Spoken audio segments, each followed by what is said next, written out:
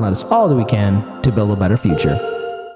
So, again, quick update to this story. It has to deal with our good friend, Neera Tanden, our wonderful, good, special friend, Neera Tanden. So, look, Senator Joe Manchin seems dead set on canceling Neera Tanden, and it's been recently been reported that Senator Mitt Romney and Senator Susan Collins have also been vocally against appointing Neera Tanden to be part of the Biden administration. Bernie, where you at? You're awfully quiet after what they've done, but don't worry. She has Cenk, the host of TYT, to defend her. But first, let's play these two videos. First video is from Case Study QB. Please follow him on Twitter. He's doing a fantastic job seeing through corporate media. Ladies and gentlemen, boys and girls, children of all ages, let's sit through and find out what is going on with Neera Tanden, Joe Manchin, and her potential nomination for her job. But hashtag reject Neera. He will oppose Neera Tanden to lead the Office of Management and Budget. In a statement, the West Virginia lawmaker said, in part, quote, "I have carefully reviewed Neera Tanden's public statements and tweets that were personally directed towards my colleagues on both sides of the aisle, from Senator Sanders to Senator McConnell and others. And I believe her overtly partisan statements will have a toxic and detrimental impact on the important working relationship between members of Congress and the next director of the Office of Management and Budget. For this reason, I cannot support her nomination." If she were confirmed, Tanden would be the first non-white woman to run the federal budget office. And despite Manchin's announcement, Biden said he doesn't plan to withdraw her nomination and believes he'll get the votes to get her confirmed. Speaking Sunday, Majority Leader Chuck Schumer said he wasn't giving up hope on getting her confirmed either. Well, everyone heard that one of our Democratic senators, Joe Manchin, doesn't want to vote. I vote for her. I am working with President Biden to find the extra votes so she can be passed. I think she'd be a very good OMB leader. Interesting. According to Politico, there are two early contenders to possibly replace Tanden: Gene Sperling, a two-time director of the National Economic Council, and Ann O'Leary, who served as California Governor Gavin Newsom's chief of staff. Joining us now with more on Politico and co-author of The Playbook, Eugene Daniels. Eugene, good morning. It's great to see you. Thanks so much for getting up early to be with us today. Let's start with this question about Neera Tanden. She was controversial even back when we weren't sure who was going to control the Senate. It seemed like she may have been doomed had Democrats why do you think she's controversial in Georgia. But of course, they did win. And now Joe Manchin is flexing his muscle here. They need basically every Democrat. Do we think it's possible they could actually find a Republican? I mean, in my own reporting, I've been struggling to find someone that might get on board here. No, I think you're right. And it's a reminder that your tweets could always come back to bite you, which is what's happening for her here. It is going to be difficult for her to find those Republican votes. Like you said, she's attacked Republicans over the years. But it seems like the Biden administration, and you heard Chuck. All right, hold on. We'll get the next video, but hold on. Can we get the camera on me real quick? So, controversial. Why is Neera Tanden so controversial? Controversial. Why is she just so controversial? Well, here's the thing. Not only did she attack Republicans via Twitter, but she also attacked progressives and independents, Bernie Sanders supporters, Tulsi Gabbard supporters, Andrew Yang supporters. She's a very toxic person, and she's used her words for violence. She was very violent with her words. And then somehow, out of the vote blue no matter who corner, she deleted those 1,000 tweets. She chose to do that, which is, again, very suspicious, very controversial. And the thing is, it has to be brought up. But what no one tells you about Twitter is that those tweets aren't fully deleted. People can pull them up. The internet is extremely resourceful. So there's a problem with Neera Tanden. She's been part of the corporate media and corporate Democrats for a very long time. She's part of that club. So I find it funny now that she is at risk of losing her position in the Biden administration, not only because of two Republican votes that have been very open, but also Democratic Senator Joe Manchin, but nothing but utter silence from Bernie Sanders. Let's go ahead and play that next video. Yep. It's, yeah. They feel confident. They're not full-throated in their confidence, but they're feeling kind of confident that they can keep find at least a couple of those Republican votes. Eyes on people like Mitt Romney, eyes on people like Susan Collins to see what they're going to do here. Mitt Romney, for example, voted yes on Alejandro Mayorkas for DHS. That was kind of the place where they got the least bipartisan support for one of the confirmations of a cabinet secretary for President Biden. And how that's going to shake out is interesting, right? Joe Manchin is someone who has proven already to be kind of a thorn in the side of progressives as he's talked about what he does and doesn't support going forward, and also obviously in this Neera Tanden confirmation hearing as well. It really illustrates that it's tough to be a public partisan warrior on Twitter, as you point out, and then also turn around and get one of these Senate confirmed jobs. So if you want one of them, perhaps maybe think about it. Think about how you're going to handle your tweets. Yeah. Right. So this is okay. So first off, people are pointing out in chat, rightfully so, it's not just the tweets. She's done a whole lot of stuff her entire time at the Americans for Progress, which is a funny name. I mean, let's be real about it. It's crazy that, so first of all, the thing that I'm thinking is Joe Biden is not fighting for anything. You're talking about getting rid of student debt. Don't want to do it. No, stop. Get away from me. You talk about reforming immigration. No, go vote for Trump. You talk about giving money to the wealthy. Yeah, we'll talk about it separately. Go in the other room. Blah, blah, blah. Why is he standing up so high for Neera Tanden? He still seems to want her in there. He seems to know that he's not going to get the votes. It's almost as if she's in there because of her political connections to Hillary and the fact that she put in the effort and the work to do everything that she's done over, attacking progressives, attacking conservatives, attacking everyone that isn't basically Hillary Clinton and the people that are on her, with her list of 1 to 7, 6+ people or whatever it is. That's been her job. That's been her entire job. This was supposed to be the reward that she was going to get. Let's be real, though. Who is Neera Tanden? Neera Tanden is Rahm Emanuel with a Twitter account. And, speaking of Twitter accounts, look, here's the thing. Social media is a very interesting environment. And, Neera Tanden's tweets, because, again, the live stream chat is absolutely correct in bringing up not only just her tweets. I mean, and shout out to all of our viewers. I mean, you guys and gals know what's going on. And it's very fundamentally important that we talk about the policies that she was part of, the things that she was willing to write via email about taking away resources, especially from a country called Libya. You may not have heard of it, Daniel, and none of you may not have heard of it, but there was this big upheaval happening there. And when it came down to our budgetary crisis that we're dealing with, Neera Tanden was all open with taking resources away from a sovereign country. And now that sovereign country has active slavery in it now because we toppled a government there, and it was for BS reasons. So it's kind of really sad to see that this is a situation that we're in, but yet the vote blue no matter who crowd is hiding behind identity politics because Neera Tanden is a woman, all while ignoring some of her destructive policies, and people are focusing on tweets. But speaking of tweets, let's pull up this tweet from our good friend Cenk Uygur. All right, so what did Cenk write?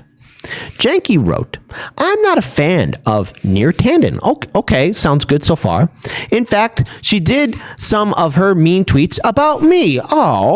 But unlike Republicans, I don't think we should cancel her because she once hurt someone's feelings. The hypocrisy of the GOP crying over cancel culture and then trying to cancel her over tweets is amazing. Everyone circle the wagons. Cenk is here with his Winchester, making his points that are maybe points. By the way, do we get that other tweet that I threw in Slack added to this? To the page. Can you check? Yeah, I want to show that one next, if possible. Yeah, let's actually pull that one. But I want to say with Cenk's whole thing is, Cenk, that's a really fascinating position that I don't know if Cenk from 2 years ago would even think that's a reasonable position to take. You're now in the position of defending Neera Tanden. Have you seen the segments of yourself talking about Neera Tanden before you're in this certain political predicament that you currently find yourself in? And also, just pointing at Republicans. Neera Tanden's ire was not unique, and just like Republicans, we're going after conservatives. It was on everything that progressives did. It was on Bernie Sanders. I remember segments of you berating her for her action. But now that TYT is in a position of great esteem and great connection, all of a sudden, we should defend Neera Tanden. Now, the funny thing about this is we know Cenk and Anna are usually in lockstep on an issue like this. Yeah, let me go ahead and send that then. Yeah, so we should have a tweet that we have with Anna that just wanted to make a comment on this issue. And I think this is interesting on who's getting orders from who and in what order and when we're going to hear something different come about. I think, do we have that loaded up yet?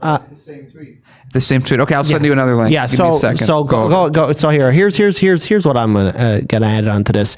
So Cenk Uygur wants to defend Neera Tanden, and the thing is, Cenk, Neera Tanden is her own worst enemy. And let's not forget, you've tweeted out a lot of nasty things too. Let's not forget your infamous tweet right now, where you were saying the only upside to the Texas freeze was people like Joe Rogan freezing their blanks off because they didn't want to be taxed with California laws. So that's just something that I find very deplorable. But you haven't apologized for that. In fact, you even tweeted how people were saying you should apologize, but you chose not to. Now let's pull up this other tweet from Anna Kasparian. So I found this one interesting. Daniel showed this to me. This is like an update. Anna goes on to say, I wouldn't confirm Neera Tanden. Don't care about her tweets, although it's funny that she was that she was deployed as the attack dog for corporate Democrats, and now chickens come home to roost.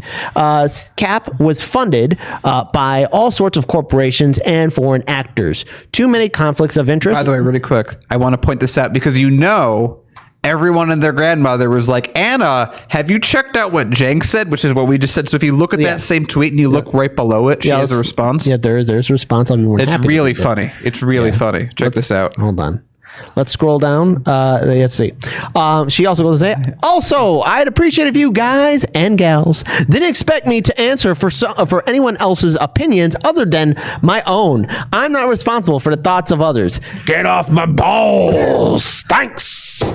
Bam. See who says we don't have fun on Hard Lens Media. So, okay. So they're obviously not agreeing. They did agree, though, that force the vote was bad. But we'll get to that later. But let's pull up this other tweet here as well. So let's scroll down to that image. Yeah, her. I just want to get the Twitter account of that person recognized. So shout out to Shoe on Head.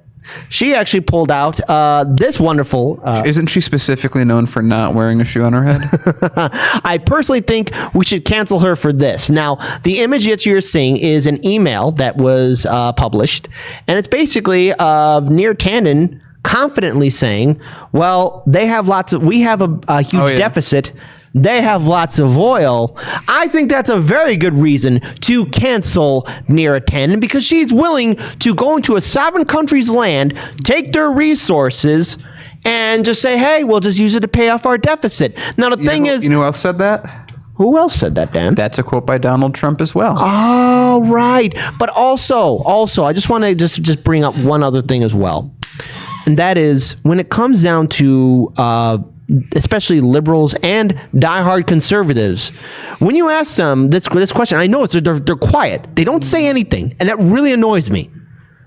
But when you ask them, well, would you like it if someone did that to our country? If someone went to, I don't know, Texas and took all the oil, someone went to North Dakota, took all that oil, or either that someone went to the Great Lakes area and took away all our water, I'm pretty sure a lot of Americans would be upset. But that's what's happening, especially when we do these regime change wars, which Tulsi Gabbard has called out time and time again, but yet the Democrats and vote blue no matter who crowd are quiet on it. Let's pull up this final video, and shout out to Case Study QB who caught this clip of the wonderful Crystal Ball, the host of Rising, that's seen on the Hill. We hope that she invites us on her show at some point. That would be cool. I would like that. That would be super awesome. Nice, that would be awesome. That be nice? But anyways, I think she has the best way to really end this whole segment up. Let's play that video. Progressive activist Elise Hogue, who's current head of NARAL, had an even more cringe-inducing tweet. She said, I am appalled by Joe Manchin voting against Neera Tanden for OMB, a committed progressive after he voted for Bill Barr and others. How about assessing her work, competence, and vision instead of the tone of her tweets? Stop sinking good women because they are outspoken. All right, so let's assess her work competence and vision. She's been a deficit hawk and advocated for Social Security cuts, worked overtime to kneecap Medicare for all, casually floated invading Libya and taking their oil, to say nothing of eagerly taking cash from Wall Street, big business, and less than savory foreign countries. Of course, Manchin's motives aren't good, but who cares? The bottom line is that Neera Tanden should not be OMB director, and it really doesn't matter who keeps her out of the job, and it certainly has nothing to do with her being a good woman or being outspoken. Finally, it's outrageous to call Neera Tanden a committed progressive when few people have done more to try to destroy the Sanders left than Neera Tanden. Not necessarily out of an ideological opposition, but out of a desire to keep her own faction of the Democratic industrial complex in business. Just goes to show you, DC's a club, protects its own. That's it. That's the function. You're in the club, so it really doesn't matter that you're the head of NARAL and she outed a sexual harassment victim and retaliated against those who would complain, or that she's a union buster who shuttered the Think Progress news site under cap and relaunched it 3 days later in what was an apparent bid to get rid of unionized employees. Somehow DC leaders can still walk around and call her a committed progressive with a straight face and become far more outraged about her thwarted career ambitions than they are about $15 minimum wage being abandoned or, say, 2K checks becoming immediately $1,400 whenever we get it. It's rather revealing, isn't it? But on the bright side, thanks to a highly unlikely plot twist, one of DC's more nefarious actors is having a very bad week. Score 1 for the good guys. And soccer. Yeah, you know what? That's a good note to end it on, because if Neera Tanden's canceled for all the misery she's caused, so be it. Because she has done a lot of deplorable things, not only policy-wise, but even on social media. Words do matter, and sometimes her tweets were quite violent, and at least according to the cancel culture, and this might upset Jenky. By the way, I'm really surprised Cenk said cancel culture is like just right. Yeah. Both sides. Yeah, it's both sides. Because what no one tells you is that there are SJWs on the left and also on the right. And I think cancel culture is a bunch of BS. But when it comes down to someone like Neera Tanden, who has actively implemented neoliberal policies that made working class citizens and people overseas lives miserable, then yeah, she should be canceled. And why? Because she did it willingly, knowingly. Yeah, we're better than this. Yeah, this is Neera is the attack dog for the Democrats. Her teeth have bitten so many people over the last couple years, and now all of a sudden they perch her on a chair and are like, okay, this person's going to be really, really competent at a job that requires even-handedness and getting a Senate confirmation. What were they thinking? Thinking that they would go, oh yeah. I mean, they clearly got Bernie Sanders to go, yeah, I don't care if she was, as there was pointed out, one of the worst attackers, one of the most terrible instigators, one of the worst people that fought Bernie Sanders in such underhanded ways for so many years. Bernie's, of course, like, well, the Democratic Party says I should do it, so I'm going to do it. And it takes Joe Manchin to come along and get his broken clock right twice a day thing to happen. And then at the same time have Cenk defend her and Anna Kasparian say she shouldn't get in. What a wacky world we live in, where Neera Tanden gets to kind of create all these realities at the exact same time, and everyone that attacks her is going after her tweets when it was really well put that it's not just that, it's because of how she outed a sexual assault victim. I didn't actually quite realize that she... You didn't? Yeah. I knew she did that. I knew that one, but I mean the unionization, the deunionization, I was not aware of that one. But and of course, her being found in an email to say, just like Trump, go take over the oil somewhere. And they really thought, and remember, this is the person that Joe Biden's like, I'd like to not withdraw her. This is the person who's president now. This is the progressive who's going to save us all. Yeah, and this is what happens when you once again compromise your values and vote blue no matter who, and not use your power, your voice to demand real change. And it's quite clear that 2022 will be a hilarious slaughter. You could hear the sirens in the background. It's going to be one big fire, and we here at Heartlands Media are going to be laughing our butts off.